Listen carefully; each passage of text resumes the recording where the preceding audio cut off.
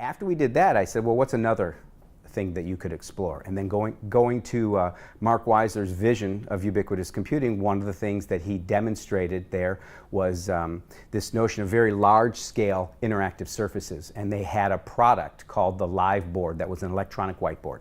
And they used it at Xerox PARC to help record intellectual property meetings, inventors talking to a particular scientist whose job it was to summarize that invention so that the company could decide whether to file for intellectual property rights on the particular technologies.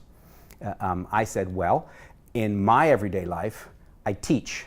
I'm in a classroom, I use a whiteboard, and I lecture to students, and the student's job is to remember what it was that was lectured about so that when they go back and study, they have materials to study for. So I said, well, let's think about what happens if we were to instrument a classroom in such a way that it could aid the student in recording what was going on during the class. And this was mid-1995, and given this idea that we want to give a peek of the future, but not too far into the future, I intentionally named it Classroom 2000. I said, I think within 4 or 5 years, what we could invent here with respect to a classroom that essentially could take notes on behalf of the student. That's something that could be real. So we put all of our energies into instrumenting one or more spaces on campus that would take advantage of electronic whiteboard capabilities, digital video recording, and when you wrote on the electronic whiteboard, the act of writing was done at a particular time. When the students would view those notes later on, they'd be able to click on what I wrote, and they would get to the audio or video at that particular time. In 1998, after I'd had the success of, or the Future Computing Environments Group had the success of CyberGuide and Classroom 2000, Chris Atkinson and I and another networking faculty, Ken Calvert, who's no longer at Georgia Tech, were interested in looking at computing in a different domain, and particularly in the home. Now, 1998 was an interesting time because that was about the time where broadband technology was starting to get into domestic settings, into the home. And so that's a different place for connectivity to occur. And we were convinced that this was going to change what people would be able to do in their homes. There was something called the Broadband Telecommunications Center, which now is referred to as the Georgia Tech Broadband Institute. And John Lim was the director of the Broadband Telecommunications Center. And he was also a Georgia Research Alliance eminent scholar, which meant he had the ability to make requests to GRA for funding to explore big ideas. And I remember him coming to me and Chris in May, June of 1998 saying, well, they're at the end of the year and they have some money left over, they'd like a big idea. So Chris and I wrote a short proposal to say, the big idea is that we want to explore technology in the home, but we don't want to do it the way all these other academics are doing it, where they would build like a living room or a kitchen in their office building and simulate that. We said, we want a home. We want an actual home that we could instrument and explore these things. And we got $750,000 to start exploring this. And we went around to try to decide, well, were we going to buy an existing home or were we going to build a new home? And we were lucky to get a plot of land that the Georgia Tech Foundation had. And so we decided we would build our own home. And we got that money in 1998, and by 2000, we actually had the current building that sits at Center Street and 10th Street on the north edge of campus. Getting that facility, which initially was called the Broadband Institute Residential Laboratory, helped us to attract some really key faculty to GVU. Irfan Issa came, Aaron Bobick came, Thad Starner came. These are all in the late 90s, 1997 to 99. We recruited back Beth Minot and Blair McIntyre came. So we had a number of faculty who were in this area of mobile, ubiquitous, wearable technologies and how you can understand what's going on in a particular space. And I believe it was Irfan who came up with the name that we're going to build a home that's going to know about what's going on inside it. So let's call it the Aware Home. And we opened up for business basically in May of 2000 to a lot of fanfare, but it was an extremely energizing sandbox for faculty and students to explore. We got a lot of industry support for this idea.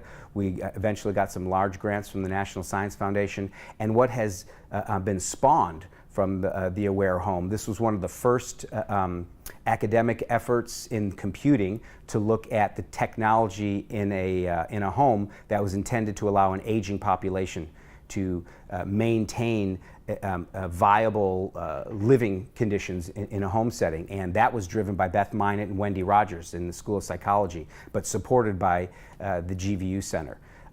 We've done a lot of work that's come from there that is health related. So much of my work in the autism space was started at work in the Aware Home.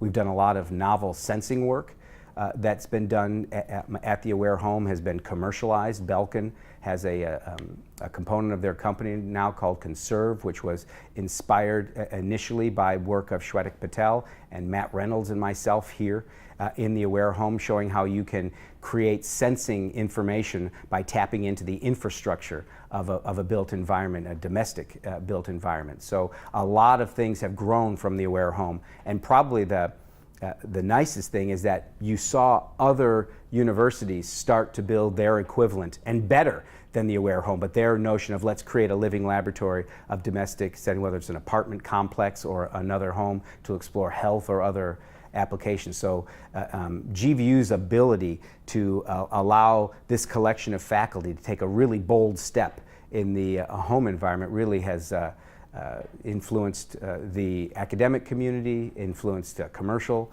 activities, and produced a lot of fantastic students and faculty. So when I came back to Georgia Tech as a faculty member in '98, I was part of the crew of faculty that formed the Aware Home Research Initiative. And so I was there for the groundbreaking, and as we built the home, and we started to ask, what could technology in the home be good for? We could be aware of what's happening in the facility, but then what? What could we do with it? And very quickly, through a collaboration with Wendy Rogers in psychology, we formed the Aging in Place initiative. And we wanted to understand how technology in the home could increase the independence and quality of life of an older adult living by themselves. From there, we went and did great qualitative fieldwork, and we discovered that one of the key problems that no one was addressing was what we called the gap of peace of mind. How could someone be knowledgeable, aware of how their older mother or father, typically a mother, was doing living by themselves on a day-to-day basis? And it was the fear of lack of awareness that was driving so many people to consider a preemptive move to an institutional care facility. So we developed the digital family portrait and created the first proof of concept to show how you could have privacy-preserving, peace of mind awareness of how a family member was doing alone in their own home. The project, we learned a lot of things in that project. First is we learned how difficult it was to create reliable sensing back in the early turn of the century, so that we could have an idea of how someone was doing, and we could answer the fundamental question, was today a normal day? And we discovered just how hard it is to answer that question. And then we also discovered how hard it is to make an impact in the industry. To install something like the Aware Home requires a truck roll. It requires installing new technology in someone's home for peace of mind awareness. And it became a great learning experience to watch the different companies grapple with the business model of how to be successful. So if we were doing the digital family portrait today, first off, we could build it in a day as opposed to months. We had to essentially design our own touchscreen and design our own sensors, and we were breaking apart laptops just to create the first prototype. Now you could just prototype this with a tablet and some pretty simple sensors to do what we did 20 years ago. I think what we learned was ways of connecting this now with healthcare systems. So the way you would go about this now and what's being done in the industry is assistive communities, retirement communities, can now use this technology as a selling point for the safety and quality of their community, and use this as a way to entice families and residents to move in. And then that provides the foundation for taking care of someone as they age through the different capabilities within the retirement community.